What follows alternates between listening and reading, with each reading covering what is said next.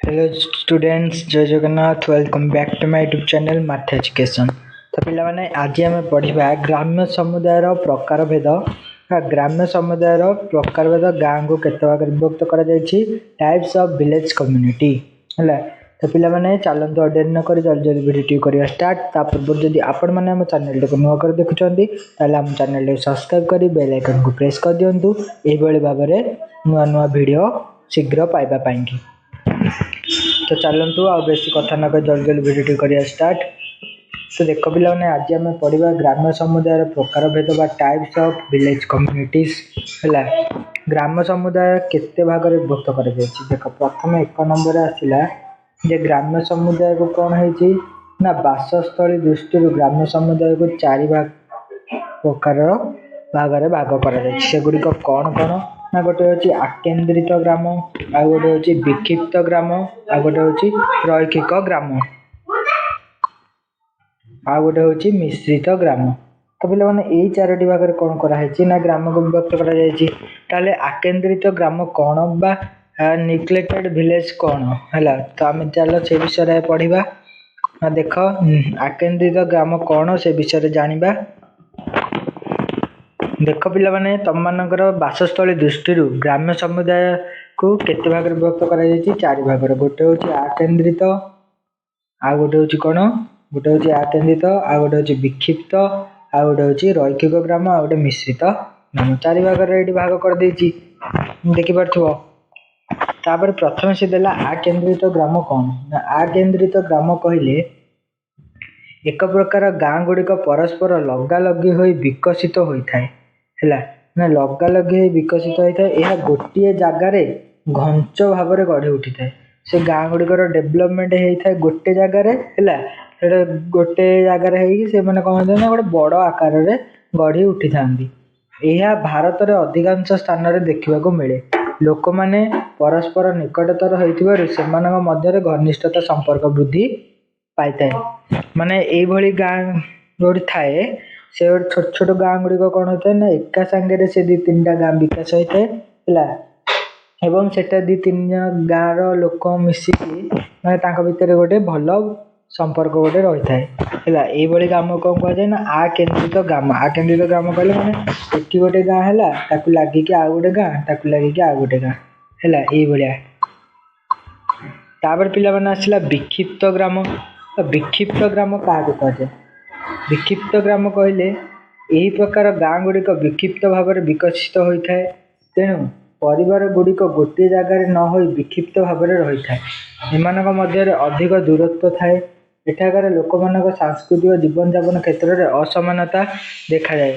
एगुड़ी विशेषतः पहाड़िया अंचल और जम्मू काश्मीर पार्वत्य अंचल मानकर देखा जाए। विक्षिप्त ग्राम कहले माने एठी गोटे गाँ थी ताठू किछि बाट छाड़ी एठी आ गोटे गाँ थी, आउ किछि बाट छाड़ी एठी आ गोटे गाँ, आउ किछि बाट छाड़ी एठी आ गोटे गाँ। माने गोटे गोटे दूर दूर जगह माने थिबे हैला। तो ताकू हम कौन कहबे ना विक्षिप्त ग्राम। ये साधारणतः कोड देखा जाए ना जम्मू काश्मीर पार्वत्य अंचल देखा जाए है। ये पहाड़िया अंचल गुड़िक एमतिया गाँ सब देखा जाए। तापर आ गोटे आसला कौन ना एक रैखिक ग्राम। एक रैखिक ग्राम कहले कौन ना लाइनर विलेज।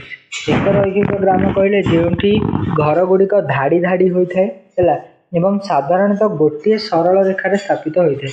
भारतर पश्चिम उपकूल केरल और पश्चिम बंगर एक रैखिक ग्राम बहुल मात्रा देखा जाए। एक रैखिक कौन माने से सब घर गुड़ाक सब गोटे रेखा परिका गोटे था माने गोटे साइड था।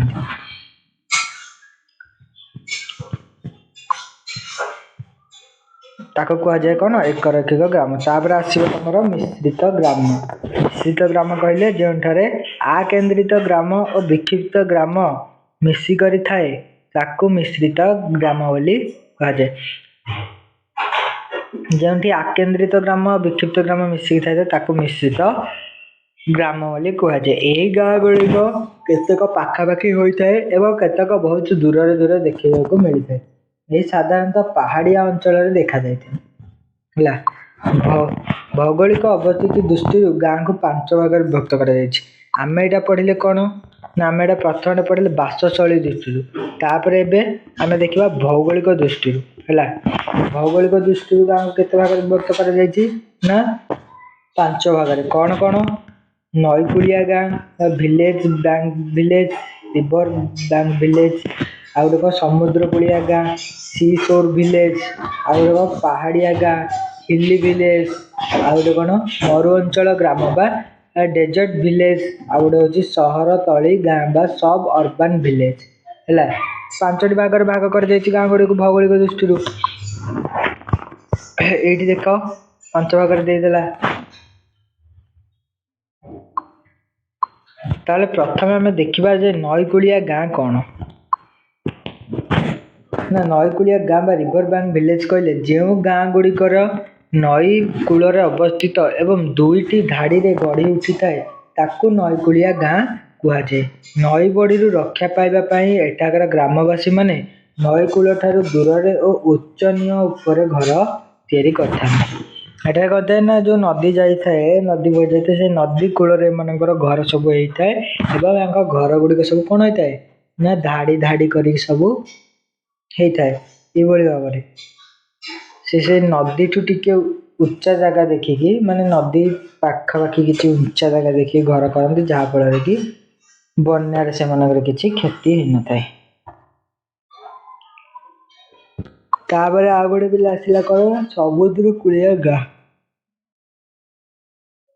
समुद्र कूलिया गाँ कहले समुद्र कूल जो गाँ गुड़िक अवस्थित ताहाकू समुद्र कूलिया गाँ कहुए। समुद्र जात द्रव्य मान बिक्री कर सेठाकर आदिवासी मैंने निजर गुजराण मेटाई था। समुद्र कूल से बसवास कले समुद्र को माछ धरिया गले समुद्र जहाँ पाइल आणिकी बिक्री कले से चलिले ये गाँ को कौन कहुए समुद्र कूलिया गाँ।